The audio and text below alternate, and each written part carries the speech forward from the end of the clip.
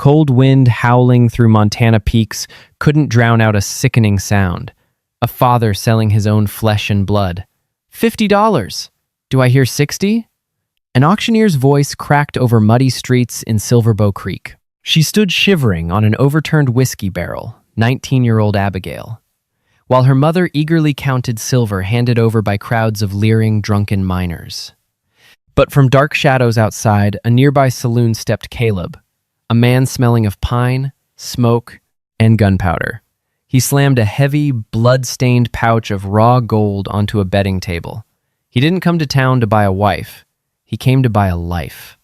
The year was 1868, and the Montana Territory was no place for the weak. It was a land that chewed up hopefuls and spat out bones. Caleb Montgomery knew this better than most. He was a man carved from the very granite of the Bitterroot Mountains, a solitary trapper who made his living pulling furs from the freezing creeks and hunting elk in the high snows. Caleb was 32, scarred by a grizzly's claws down the left side of his face, and possessed a demeanor as unyielding as the winter ice. He only came down from his mountain sanctuary twice a year, to trade his pelts for coffee, flour, salt, and ammunition.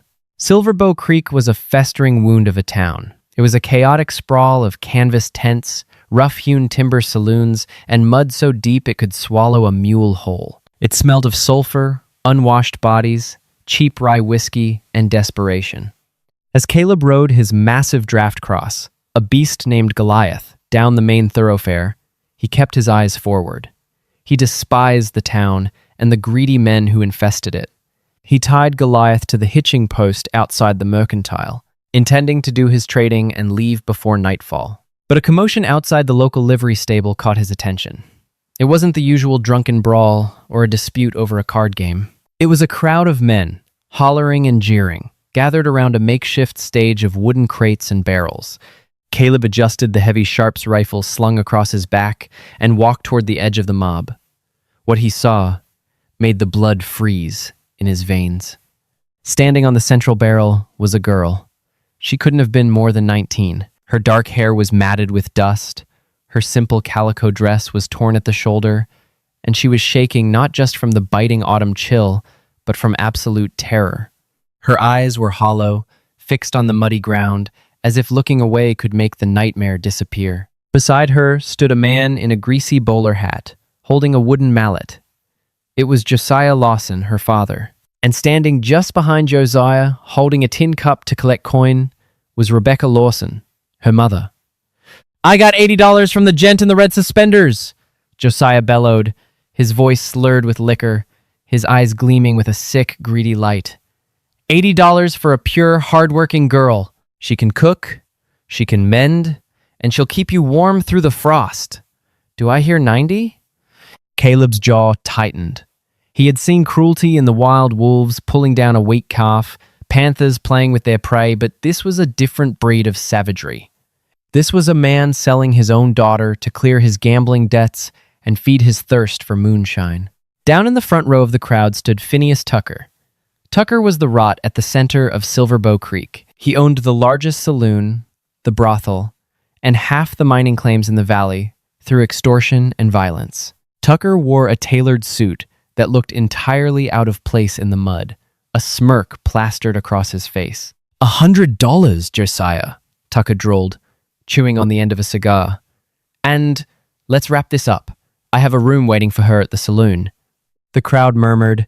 No one outbid Phineas Tucker. If Tucker wanted the girl was his. Adeline let out a small, stifled sob at the sound of Tucker's voice, her knees buckling slightly. Her mother, Rebecca, sharply elbowed her in the ribs. "Stand up straight, Adeline," the woman hissed, loudly enough for the front row to hear. "You're going to pay off what we owe. You ungrateful wretch." Josiah raised his mallet. $100, going once to Mr. Tucker, going twi. 300. The voice boomed through the freezing air like a thunderclap. It was deep, rough, and carried absolute authority. The crowd parted instantly, turning to stare at the towering mountain man stepping into the muddy clearing. Caleb walked forward, his heavy boots squelching in the muck. The miners shrank back from him. There was a dangerous feral energy rolling off Caleb, exacerbated by the terrifying scars on his face and the twin Colt revolvers strapped to his hips. Tucker's smirk vanished. He spat his cigar into the mud. "This is a private transaction, Mountain Man. Turn around and walk back to your cave." Caleb ignored Tucker entirely. He walked straight to the barrel where Josiah stood, dumbfounded. Caleb reached inside his heavy buffalo hide coat and pulled out a swollen leather pouch. It was the entirety of his season's earnings, gold dust, and nuggets panned from the hidden creeks of the high country. He tossed it into the tin cup held by Adeline's mother. The weight of it nearly tore the cup from her hands. 300 in gold, Caleb said, his voice a low rumble. "The girl comes with me." Josiah frantically opened the pouch, his eyes going wide at the glint of yellow metal. "Sold!" he shrieked, instantly terrified that Caleb might change his mind. "Sold to the man in the furs!" Tucker took a step forward, his hand drifting toward his coat pocket. "I said, 'The girl is mine.'" Caleb turned his head slowly, his steel-gray eyes locked onto Tucker. Caleb didn't shout. He didn't boast. He simply let his right hand rest casually on the wooden grip of his revolver. "The auction is over," Caleb stated. "You draw that iron, Tucker, and I'll put a hole in you so big the wind will whistle through it." For 10 agonizing seconds, the town held its breath. Tucker weighed his options. He had men in the crowd, but none of them wanted to be the first to die, and the mountain man looked like he wouldn't miss. Tucker slowly pulled his empty hand from his coat. "You're making a mistake, trapper. You don't know what you just bought." Caleb turned his back on Tucker, a blatant show of disrespect, and looked up at the girl on the barrel. Adeline was staring at him, her chest heaving with panicked breaths. She had just been traded from a sharp-dressed devil to a scarred monster from the woods. Caleb reached up a massive, calloused hand. "Come on," he said softly. Adeline hesitated, looking at her parents. Her mother was already biting a gold nugget to test it. Her father wouldn't even meet her eye. With a trembling hand, Adeline reached down and let the mountain man help her off the barrel. Caleb led her to Goliath, lifted her effortlessly onto the saddle, and climbed up behind her. Without another word to the town of Silver Bow Creek, Caleb turned his horse toward the imposing, snow-capped peaks of the Bitterroots. The ride up the mountain was an exercise in terrifying silence for Adeline. The air grew thinner and colder. With every mile of elevation they gained, Silver Bow Creek disappeared beneath a canopy of dense, dark pines, replaced by a world of jagged gray rock and pristine white snow. Adeline sat rigidly in front of Caleb, her hands clutching the saddle horn until her knuckles turned white.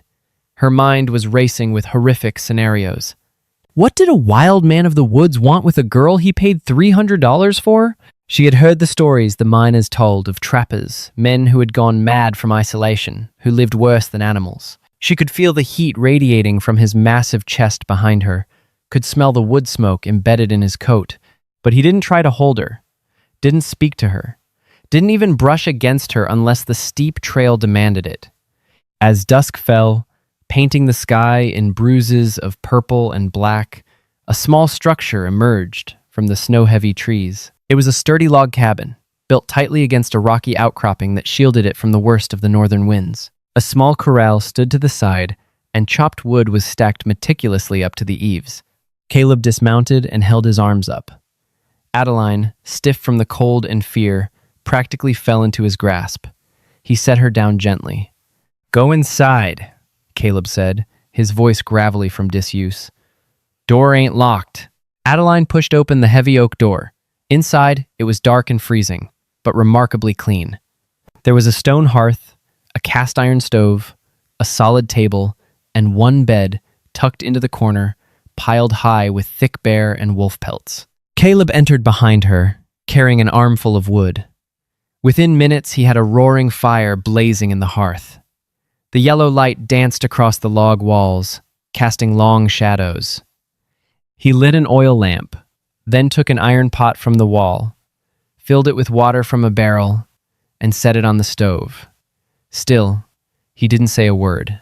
Adeline stood awkwardly in the center of the room, shivering. Finally, Caleb turned to her. He walked over to a wooden chest, opened it, and pulled out a heavy flannel shirt. He tossed it to her. Put that on. Your dress is ruined, and you're turning blue. Adeline caught the shirt, her eyes darting to the bed, then back to him. Her voice trembled when she finally found the courage to speak. What happens now? Caleb paused, a block of salt pork in his hand. He looked at her, truly looked at her. He saw the terror in her eyes, the defensive way she held her shoulders. He sighed, a heavy, exhausted sound. You eat. You sleep, Caleb said. Where? Where do you sleep? She asked, her voice a whisper.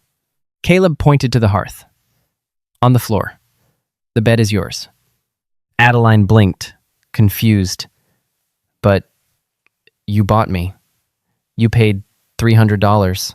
Caleb's scarred face hardened, but not in anger toward her. I bought your freedom from a town of vultures, little bird. I didn't buy you. No man has the right to own a person. Not your father, not Tucker, and not me. He turned back to the stove, slicing the pork. Tomorrow, I'll ride out and check my trap lines. You stay inside where it's warm. When the snow melts in the spring, I'll take you out of these mountains. Put you on a train to wherever you want to go. Until then, you're safe here. Adeline stood frozen.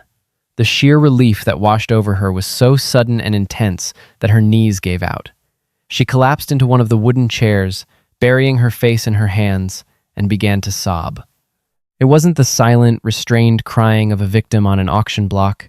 It was the loud, ugly, gasping sobs of a girl who had held onto her bravery for too long. Caleb didn't interrupt her. He didn't try to pat her back or offer hollow comfort. He just placed a hot tin plate of beans and pork on the table in front of her, set down a mug of black coffee, and quietly stepped outside to tend to his horse, giving her the dignity of crying in peace. Over the next 3 weeks, a strange, quiet rhythm developed in the cabin. The harsh Montana winter fully set in, burying the world in 4 feet of snow. Caleb would leave before dawn on his snowshoes, checking his traps, and return at dusk. Adeline, initially terrified of doing anything wrong, slowly began to take over the domestic chores. She mended his torn shirts with surprisingly skilled needlework, baked fresh bread with the flour he had brought, and kept the cabin immaculately clean. She realized quickly that Caleb Montgomery was not a monster.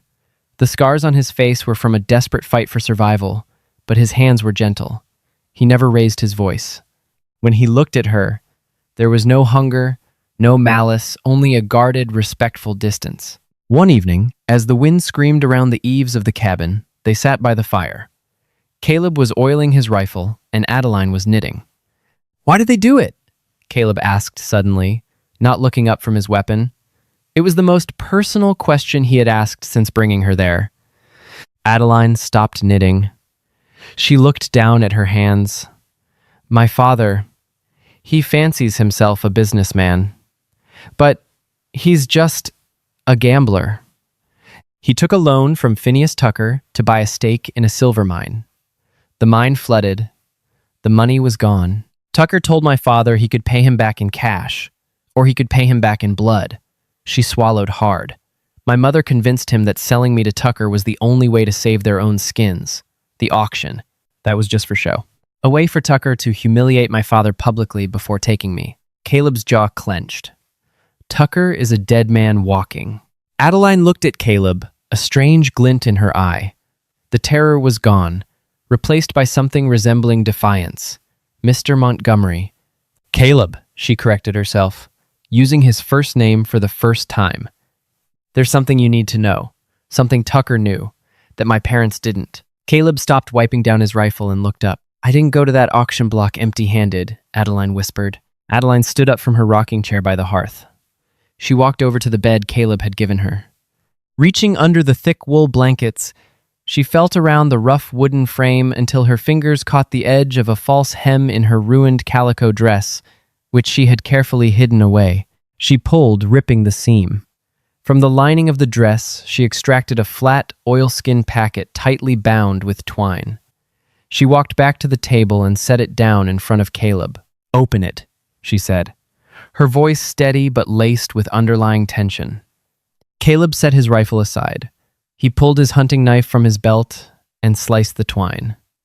Peeling back the oilskin, He found a stack of heavy, watermarked parchment papers. He spread them out on the table. The flickering light of the oil lamp illuminated the elegant, sprawling legal script. Caleb wasn't an educated man, but he knew enough to read the bold print at the top of the pages. Deed of ownership, subsurface mineral rights, the Silver Queen lode. He looked up at Adeline, his brows furrowed deep into the scars on his forehead. These are mining claims, 6 of them. They are the richest claims in the Silver Bow Valley, Adeline explained, pulling her chair closer to the table. Tucker didn't buy them, he stole them. He forced the original prospectors out with threats, beatings, and worse. But to make it legal in the eyes of the territorial governor, he needed the actual signed deeds. He keeps them locked in a safe in the back office of his saloon. Caleb stared at her. How did you get them? A sly, almost reckless smile touched Adeline's lips. When my father dragged me to Tucker's office to beg for more time, Tucker had the safe open. He was gloating. While my father was crying on the floor, Tucker turned his back to pour a drink. I was standing right next to the desk. I didn't even think about it. I just reached in, grabbed the thickest stack of papers I could feel, and shoved them down the front of my corset. Caleb leaned back in his chair, running a hand over his bearded jaw. You robbed Phineas Tucker blindly. I knew if I had something he valued, I could negotiate, Adeline said, her voice trembling slightly at the memory. I was going to use them to buy my way out. But then my father dragged me out to the street, and the auction started before I could say a word. Tucker didn't realize the deeds were missing until he saw me on that barrel. That's why he bid $100. That's why he was so furious when you took me. He wasn't trying to buy a wife, Caleb. He was trying to buy back his empire. The silence in the cabin grew heavy, broken only by the crackle of the fire and the howling wind outside. Caleb looked at the papers, then at the 19-year-old girl sitting across from him. She wasn't just a victim. She was a survivor who had struck a desperate, dangerous blow against the most ruthless man in the territory. Adeline, Caleb said slowly, his voice gravely serious. Do you understand what this means? She nodded. It means Tucker won't stop looking for me. It means, Caleb corrected, that Tucker will send every hired gun, every tracker, and every lowlife in Silverbow Creek up this mountain. He can't let these deeds go to the territorial marshals in Helena. If the law sees these, Tucker hangs. As if the mountain itself was confirming Caleb's words. One of Caleb's hounds, sleeping by the door, suddenly lifted its head. The dog gave a low, rumbling growl deep in its chest. Caleb instantly stood up. He snatched the oil lamp from the table and blew out the flame, plunging the cabin into the dim, flickering orange light of the hearth. What is it? Adeline whispered, panic rising in her throat. Get away from the windows, Caleb ordered softly. He moved with a silent, terrifying grace for a man of his size. He grabbed his Sharps rifle and slipped to the side of the heavy oak door. He pressed his ear against the wood, listening past the howling wind. Caleb had lived in the Bitterroots for 10 years. He knew the sounds of the mountain. He knew the sound of a pine branch snapping under the weight of snow, and he knew the sound of a wolf pack moving through the brush. What he heard outside was neither. It was the faint, rhythmic crunch of snowshoes, multiple sets, and the faint clinking of metal hardware spur chains and rifle sling swivels. Tucker didn't wait for spring, Caleb whispered, pulling back the heavy hammer of his rifle with a metallic click that sounded deafening in the quiet cabin. He sent his hounds early. Adeline backed away toward the bed, her heart hammering against her ribs. She looked at Caleb, the scarred, silent mountain man who had bought her life with gold. Now, because of her secret, he was going to have to defend it with lead. Caleb, she breathed, terrified for him. He didn't look back at her. His eyes were locked on the thick wooden door. He reached out with his left hand, pulling a second loaded pistol from his belt, and held it out behind him. Take it, he commanded. If anyone comes through that door who isn't me, you empty it. The wind shrieked against the cabin walls as the shadows of men fell across the frosted windows. The real fight for survival was just beginning. The first shot didn't hit the door. It shattered the heavy glass of the single front window, sending a shower of jagged shards across the rough-hewn floorboards. The deafening crack of a Winchester repeater echoed through the canyon, instantly swallowed by the roaring wind. Caleb didn't flinch. He kicked the heavy oak table onto its side, forming a solid barricade between Adeline and the shattered window. "Stay down!" he roared, his voice cutting through the chaos. Outside, a voice boomed over the howling blizzard. It wasn't Phineas Tucker. It was Cade Dalton, Tucker's chief enforcer, a ruthless gun-for-hire known from Bozeman to the Idaho border for his cruelty. "We know she's in there, Montgomery," Dalton yelled, his voice carrying a wicked metallic edge. "Tucker wants the papers. Send the girl out with the deeds and we'll let you freeze to death in peace. Keep her and we burn you both out." Caleb answered by sliding the barrel of his massive Sharps rifle through a gap in the window shutters. He didn't waste breath on parley. He waited for a flash of movement against the snow-blind night. He saw a shadow darting between the pines, a man trying to flank the corral. Caleb squeezed the trigger. The heavy rifle erupted with a blast like cannon fire, kicking back violently into his shoulder. A heavy, wet thud echoed from the tree line, followed by a sudden, agonized scream that was abruptly cut short. "One," Caleb muttered, his face an emotionless mask of cold calculation. He breached the rifle, the spent brass casing ringing against the floor, and slid another massive 50 to 90 cartridge into the chamber. "Fire the cabin!"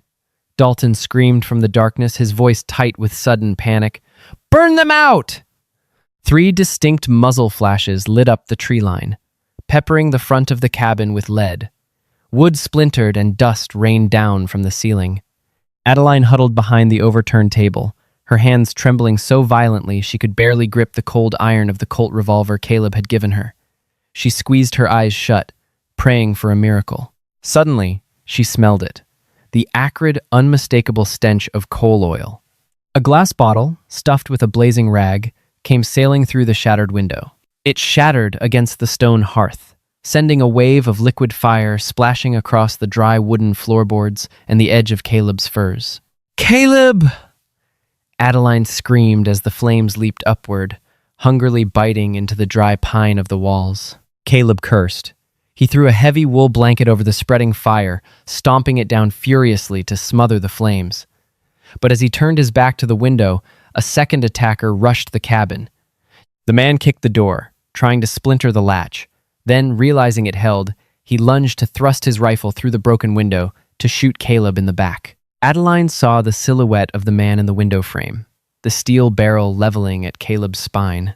Time seemed to slow to a terrifying crawl. Adeline didn't think. She reacted with the desperate instinct of a cornered animal. She raised the heavy Colt with both hands, thumbed back the hammer just as she had seen the miners do, and squeezed the trigger. The gun bucked wildly in her grip, a deafening explosion rocking her ears. The man in the window gasped, his rifle dropping from his hands as he fell backward into the snow, a dark blossom spreading across his chest. Caleb spun around, his own weapon raised, but the threat was gone. He looked at Adeline. She was sitting in the dirt, the smoking revolver still clutched in her hands, her eyes wide with shock.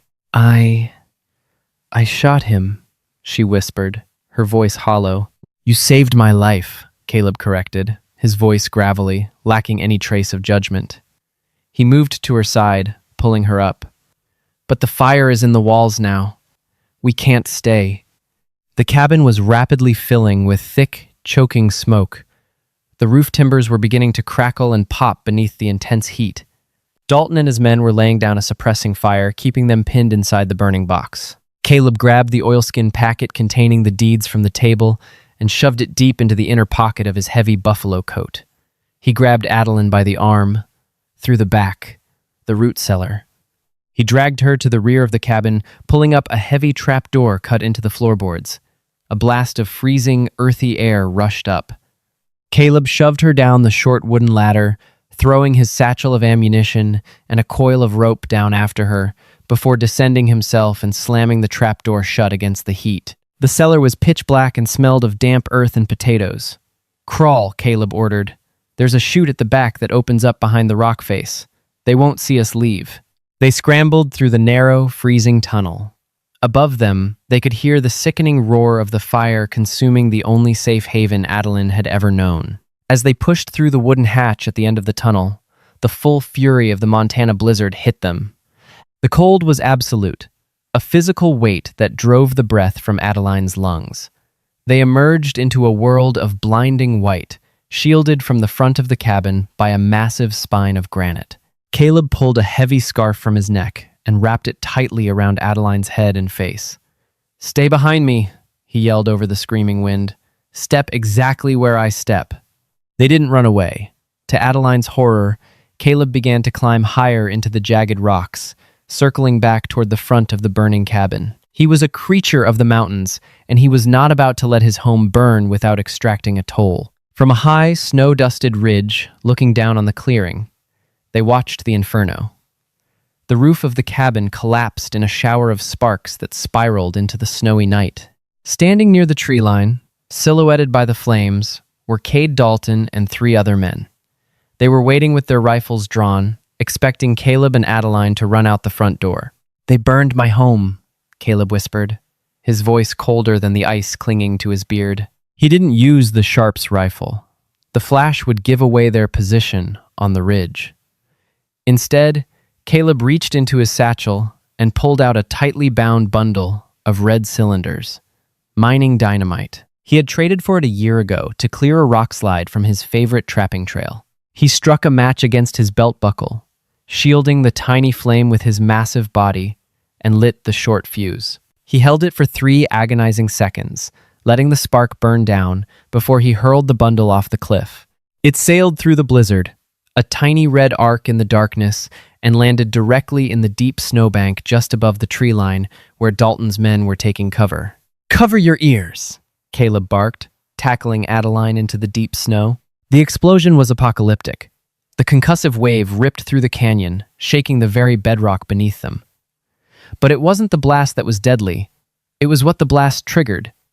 The mountainside above the tree line, heavy with thousands of tons of unstable, freshly fallen snow, sheared away.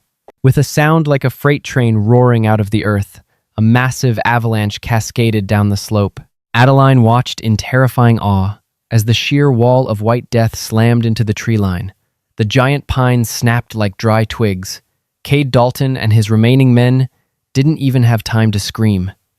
In a matter of seconds, the clearing, the burning ruins of the cabin, and the men who had come to kill them were completely buried under 20 feet of packed ice and snow. Silence, heavy and absolute, returned to the bitter roots, broken only by the whistling wind. Caleb stood up, brushing the snow from his coat. He looked down at the unrecognizable landscape. "It's a 3-day ride to Helena," he said, turning back to Adeline. "We walk until we find my horse. Then, we finish this." The journey to Helena was a grueling test of human endurance. They found Goliath, Caleb's massive draft horse, sheltered in a shallow cave where Caleb had trained him to go during heavy storms. For 3 days, they rode double through chest-deep snowdrifts, surviving on frozen salt pork and the sheer stubborn will of the mountain man holding the reins. Adeline clung to Caleb, drawing heat from his body, her face buried against his back. In the freezing silence, her perception of the world shifted entirely. She had spent her life believing men were either weak gamblers like her father or ruthless predators like Tucker. Caleb Montgomery was neither. He was dangerous, yes, but his violence was a shield, not a weapon of malice.